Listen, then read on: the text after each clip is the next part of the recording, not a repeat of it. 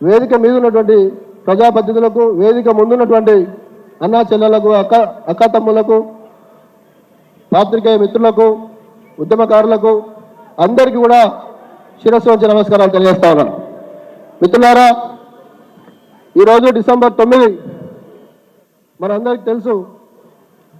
మన నాయకుడు కేసీఆర్ గారు 2001లో గులాబీ జెండా ఎగిరేసి తెలంగాణ రాష్ట్ర సాధన కోసం వచ్చినాటి పరిస్థితులు చాలా మందికి తెలుసు, ఇంకొంతమందికి తెలియకపోవచ్చు. కాబట్టి ఒక 2 నిమిషాల్లో నేను మీ ముందుకు ఆ విషయాలు తీసుకురావాలనుకుంటా ఉన్నా.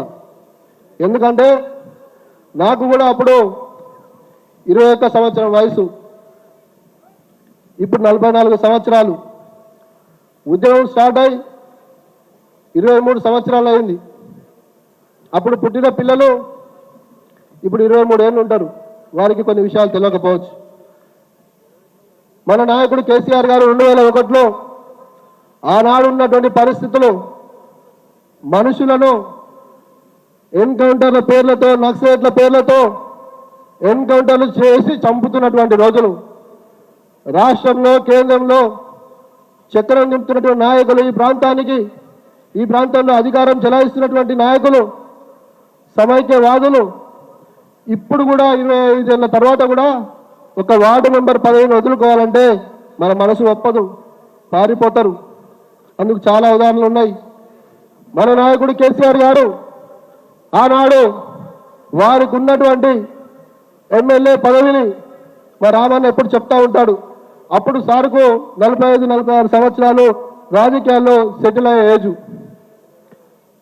ఆ సమయంలో కూడా సారు ఎవరికి భయపడకుండా తెలంగాణ సమాజాన్ని ఏకం చేయడం కోసం వారికి ఉన్నటువంటి ఎమ్మెల్యే పదవిని, డిప్యూటీ స్పీకర్ పదవిని, అప్పుడున్నటువంటి పార్టీలో సభ్యత్వాన్ని రాజీనామా చేసి ఎడమ చేతితో పక్కకు పడేసి తెలంగాణ సమాజాన్ని ఏకం చేయడం కోసం మన నాయకుడు కేసీఆర్ గారు ఆనాడు గులాబీ జెండా ఎత్తడం జరిగింది. మిత్రులారా, ఆనాడు నేను ఇందాక చెప్పినట్టు రాష్ట్రంలో, దేశంలో ఏకచక్రాధిపతులు ఉన్నటువంటి వాళ్ళని చూసినాం. కొంచెం చీకటి అయిందంటే ఎన్కౌంటర్ల పేరుతో చంపే వాళ్ళని చూసినాం. మరి ఇప్పుడు గింత లేనోళ్ళు కూడా మన నాయకుల గురించి మాట్లాడుతూ ఉన్నారు. మనం అందరం ఎవరం? కేసీఆర్ సార్ తయారు చేసిన సైనికులమే కాదా? చందర్చేతలే కేసీఆర్ సార్ సైనికులకంతా కూడా. కేసీఆర్ సార్ సైనికులంతా కూడా చేతులెత్తాలి, పిడికిలు బిగించి చేతులెత్తాలి. ఇంతమంది సైన్యం ఉన్న మనం మన నాయకుని ఆనవాలు చేస్తా అంటాడు. అరే బాబు, ఒక షంబీపూర్ రాజు లాంటి వాళ్ళు ఒక్కొక్క గ్రామంలో కేసీఆర్ గారు పెట్టినటువంటి రాజకీయంగా వారికి అవకాశం ఇచ్చి, ఉద్యమకారులకు అవకాశం ఇచ్చినటువంటి వాళ్ళు వందలాది మంది, ఒక్కొక్క గ్రామంలో వందలాది మంది కేసీఆర్లు ఈరోజు ఉన్నారు. కేసీఆర్ సార్ ముఖాల కాడికి లేనాడు, ఆయన ఆనవాళ్ళు లేకుండా చేస్తా అంటాడు, ఆయన మొలకెత్తకుండా చేస్తా అంటాడు. మిత్రులారా, మీకు అందరికీ కూడా తెలియజేస్తా ఉన్నా, నేను 21 సంవత్సరం వయసు నుంచి ఈనాడు 44 సంవత్సరాల వయసు దాకా చాలా దగ్గరగా ఉండే అవకాశం వచ్చింది. సార్తో కలిసి పనిచేసే అవకాశం వచ్చింది. 2005-6 నుంచి ముఖ్యంగా రామన్నతో చాలా దగ్గరగా ఉండి చూసే అవకాశం నాకు వచ్చింది. నేను చెప్తా ఉన్నా, ఎంతమంది సమైక్య రాష్ట్రంలో సార్ గురించి మాట్లాడిందో నేను మొన్న ఉదాహరణ కూడా చెప్పిన.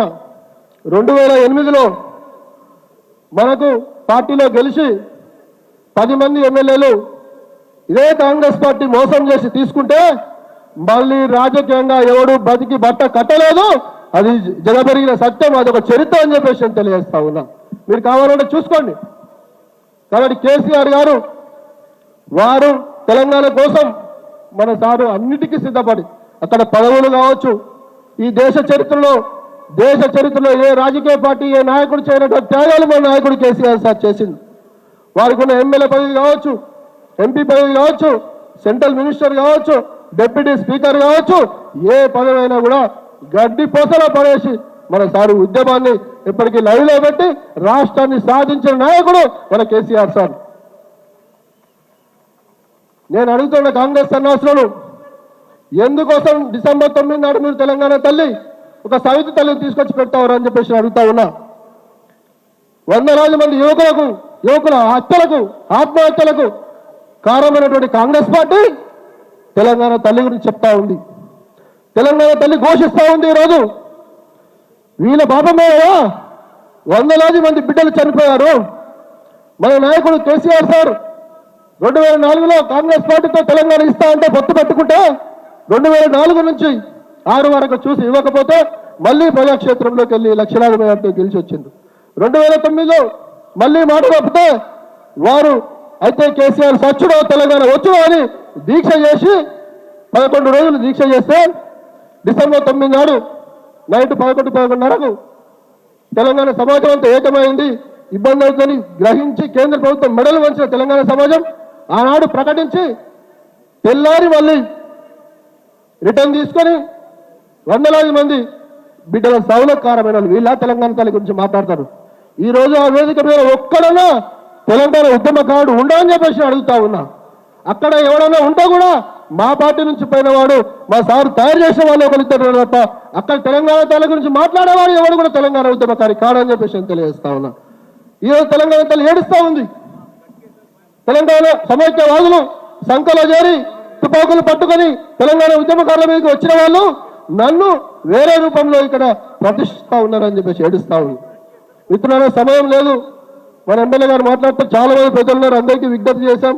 సమయం అయితే కాబట్టి మన నాయకుడు కేటీఆర్ గారు మాట్లాడారు కాబట్టి ఒకే ఒక విషయం, మేడ్చల్ జిల్లా బీఆర్ఎస్ అందరం కూడా మనం మళ్ళీ మన నాయకుడు కేసీఆర్ సారు ముఖ్యమంత్రి అయ్యే వరకు ఇదే స్ఫూర్తితో ఇదే పట్టుదలతో ఇదే స్ఫూర్తితో అందరూ కూడా పనిచేద్దాం.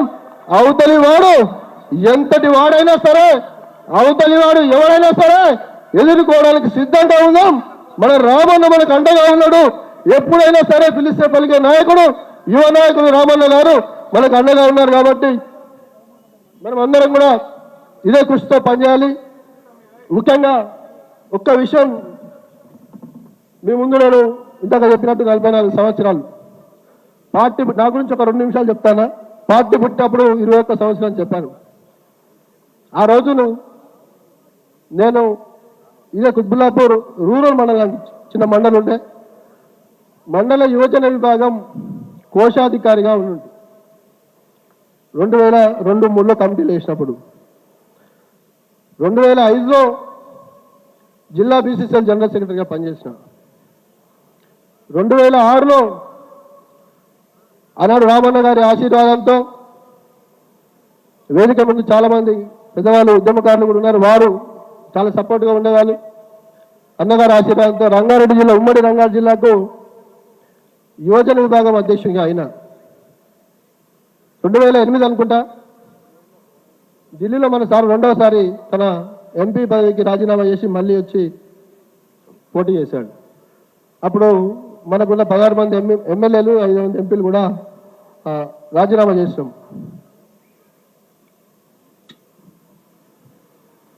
ఆ రోజు నన్ను రామన్న పిలిచింది. తమ కమిటీలు వేస్తూ ఉన్నాం, నువ్వు యాక్టివ్గా పనిచేస్తూ ఉన్నావు, ఉమ్మడి జిల్లాలో కూడా నీకు మంచి పేరు ఉంది, ఎవరిని అడిగినా కూడా రాజు బాగానే ఉంటుందని చెప్తా ఉన్నారు.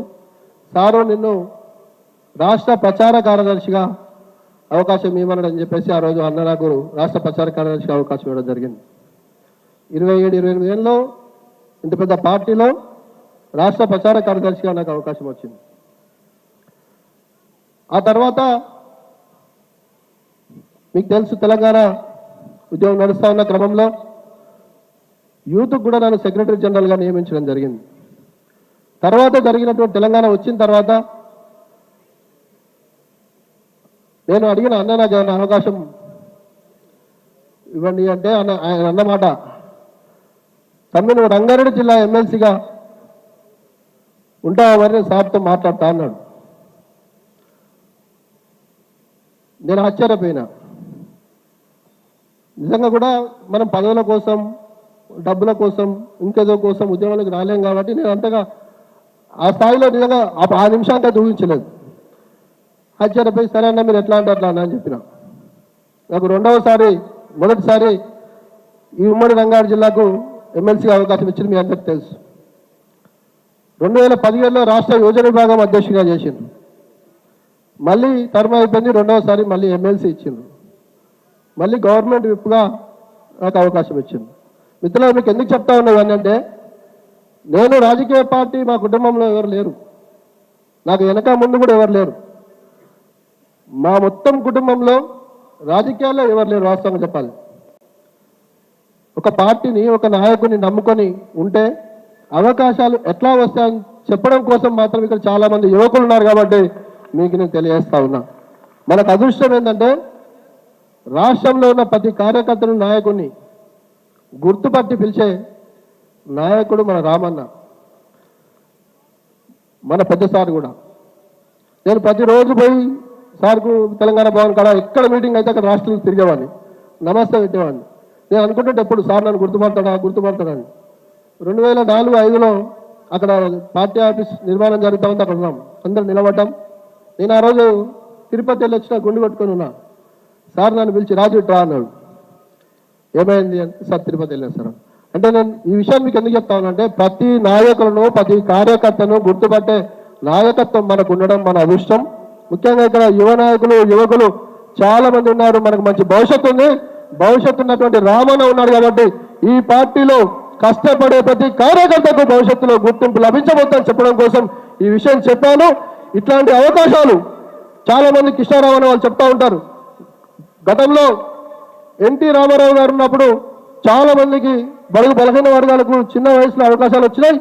మన కేసీఆర్ సార్ వచ్చిన తర్వాతనే మళ్ళీ ఎలాంటి రాజకీయంగా బ్యాక్గ్రౌండ్ లేకుండా చిన్నపిల్లలందరూ కూడా, నాకు కానీ ఆ సోదరుడు సుమన్ గారికి కానీ ఇక్కడ చాలా మంది ఉన్నాం, అందరికీ కూడా మాకు ఎలాంటి బ్యాక్గ్రౌండ్ లేకుండా కడుపులో పెట్టుకొని సొంత బిడ్డల్లా చూసుకున్నటువంటి నాయకత్వం మనకు ఉంది. కాబట్టి మనం తప్పకుండా మన నాయకుడు కేసీఆర్ సార్ మరొకసారి అన్న రామన్న, మేము మేడ్చల్ జిల్లా పక్షాన మాట ఇస్తా ఉన్నాం.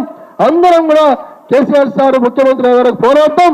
ఎన్ని కేసులు అయినా సరే, ఎన్ని జైల్లో పెట్టినా సరే, ఎన్ని ఇబ్బందులు అయినా సరే, మీ ధైర్యంతో మీ రామబాణంతో మేము ఉంటామని చెప్పేసి మీకు మాట ఇస్తూ ఇప్పుడు పెద్దలు వివేకానంద గారు మాట్లాడాల్సింది విజ్ఞప్తి చేస్తాం.